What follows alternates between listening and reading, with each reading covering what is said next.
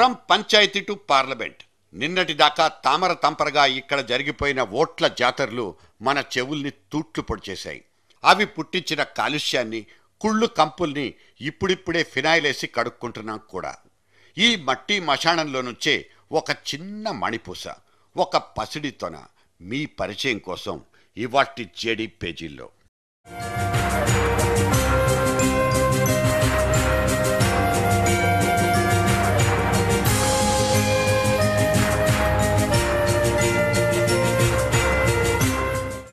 పచ్చినాళ్ల సుజశ్రీ అను నేను తూర్పుగోదావరి జిల్లా గంగనాపల్లి మండలం ఎంపీటీసీగా ప్రమాణం చేస్తున్నాను. పరిషత్ ఎన్నికల తర్వాత కాకినాడ రాజకీయాల్లో మెరిసిన ఒక చిన్న చిరుదివ్వె. 1000 దాటని జనాభా, 4-5 ఊళ్లకు మించని మండలం, 22 ఈ పడుచమ్మాయే ఆ పల్లె జనానికి ప్రతినిధి. రాజకీయపు నవతరానికి తానొక నాంది వాచకం. మరీ పెద్ద మాటలా అనిపించినా ఇదే తనకివ్వాల్సిన నిఖార్సైన సర్టిఫికెట్.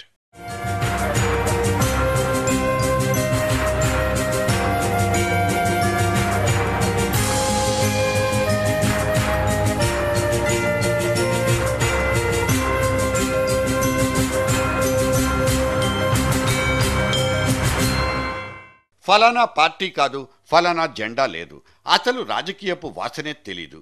మరి ఏం తెలుసుకుని తన దగ్గర ఏముందని ఇలా ఒంటరిగానే బరిలోకి దిగేసింది? నేను బీటెక్ కంప్లీట్ చేశాను. దీనికి మా పేరెంట్స్ చాలా సపోర్ట్ చేశారు నన్ను. మా పేరెంట్సే నన్ను ఇది కాకుండా మనం గ్రామానికి ఏమైనా హెల్ప్ సర్వీస్ చేసి కొంచెం డెవలప్ చేద్దామని థింకింగ్తో నన్ను ఇలా పాలిటిక్స్లో పెట్టారు. అది కాకుండా మా డాడీ ఆర్మీలో 26 years సర్వీస్ చేశారు. అదే నన్ను మోటివేట్ చేసి నన్ను చెయ్యాలి, నేను గ్రామంలో ఏదన్నా వర్కౌట్ చేయాలన్నట్టు. మంచిగా ఇంజనీరింగ్ చదువుకున్నావు, చక్కగా ఉద్యోగం చేసుకోక నీకెందుకు ఈ ఊరి పంచాయతీలు అంటూ అడిగితే మన కోసం మనం కాకపోతే ఇంకెవరొస్తారంటూ అమాయకంగా అడిగేస్తుంది. పొడి చేస్తానంటూ పెద్దగా ప్రామిస్లంటూ ఏమీ చెయ్యకపోయినా ఊరి వాళ్ళ అమాయకత్వాన్ని అయితే పోగొడతానంటుంది. యాక్చువల్గా ఏంటంటే ఇప్పుడు మొత్తం అందరూ ప్రాబ్లమ్ ఫేస్ చేస్తున్నారు మా ఏరియాలో చాలా ఎక్కువగా.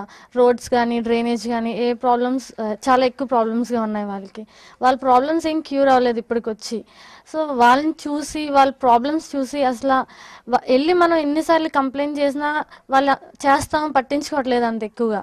సో ఇదంతా మనం ఫేస్ చేస్తున్నాం కాబట్టి మనమే ముందు స్టెప్ వేసి మనమే ఇదంతా చేసుకోవాలి. సో మా గ్రామాల్లో ఉన్న వాళ్ళందరూ నన్ను చాలా సపోర్ట్ చేసి ఇండిపెండెంట్గా నన్ను నిలబడి నన్ను చాలా మంచి మెజారిటీతో విన్ చేయించారు.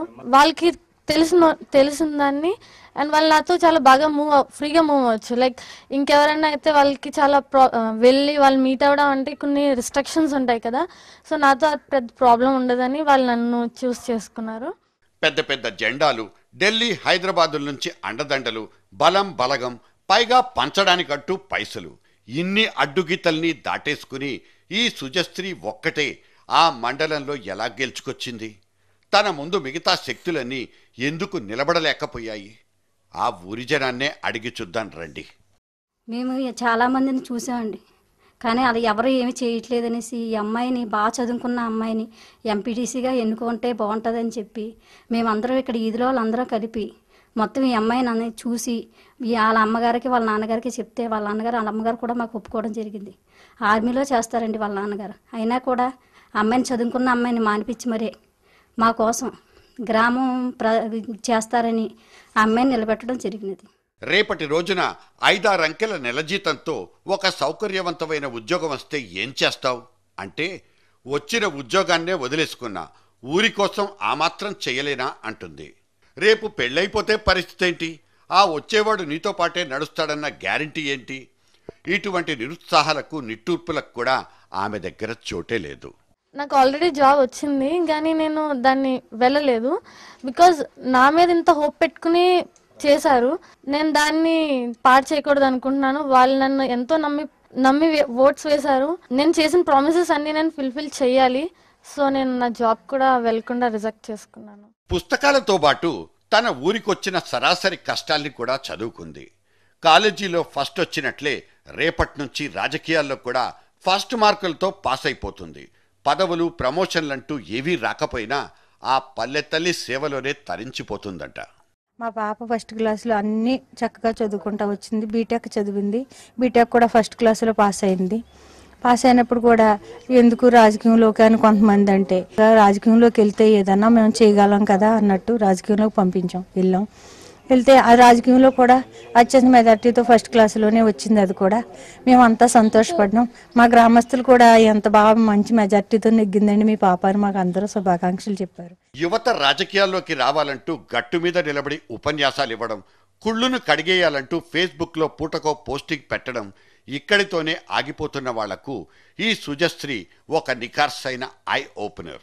మన దేశంలో 25 నుంచి 35 సంవత్సరాల్లోపున్న వాళ్లదే సింహభాగం అంటూ జనాభా లెక్కలు ఎప్పుడో తేల్చి పారేసినా ఆ సింహభాగాన్ని ఇవాల్టికి కూడా 35 భాగం ముసలాళ్లే పాలిస్తున్న పరిస్థితి. ఒక ఎంపీ కూతురిగానో, ఒక ఎమ్మెల్యే తమ్ముడిగానో, లేదంటే ఇంకో ముఖ్యమంత్రి కొడుగ్గా మాత్రమే ఇవాళ కొత్త తరం రాజకీయాలు నిండిపోవడం మనం చూస్తూనే ఉన్నాం. వారసత్వం అనబడే ఆ దిక్కుమాలిన క్వాలిఫికేషన్తోనే పంచాయతీ ప్రెసిడెంట్ నుంచి ప్రైమ్ మినిస్టర్ దాకా అన్ని పోస్టులు అప్పనంగా దొరికేస్తున్నాయి. ఒక్కోసారి అబ్బాయిలందరూ కలుగుల్లో దాక్కుంటే బాబాయిలే దూసుకొస్తున్నా దున్నేస్తున్నా ఇదేంటని అడిగే మనిషి అక్కడుండడు. అందుకే ఎటువంటి రంగు హంగు లేకుండా సొంత భవిష్యత్తుల గురించి బెదిరిపోకుండా స్వచ్ఛందంగా ముందుకొచ్చే ఇటువంటి గట్టి గుండెలకే ఇవాళ గొప్ప డిమాండ్. రాజకీయం మారాలంటూ కలలు మాత్రమే కనేవాళ్లు కళ్ళు కూడా తెరుచుకోవాలంటే ఇటువంటి ముందడుగే మళ్ళీ మళ్ళీ పడాలి. నీ కోసం, నీ పిల్లల కోసం ఏడవమని ఒక దేవుడు చెప్తే చెప్పుండొచ్చు. నీ ఊరి కోసం, నీ వాళ్ళ కోసం ఏం చేశావన్న ప్రశ్నకు జవాబులు వెతుక్కోవాల్సిన పరిస్థితి ఇవాల్టిది. ప్రక్షాళన కాదు, కనీసం ప్రయత్నమైనా జరగొద్దా? అటువంటి జరగడాలంటూ ఏవైనా జరిగితే అవి వేరు స్థాయి నుంచే జరగాలి, ఇలా ఊరి స్థాయి నుంచే జరగాలి. ఒక సినిమా కవి సెలవిచ్చినట్లు తొలి అడుగు ఎప్పుడూ ఒంటరిదే. Only but not lonely.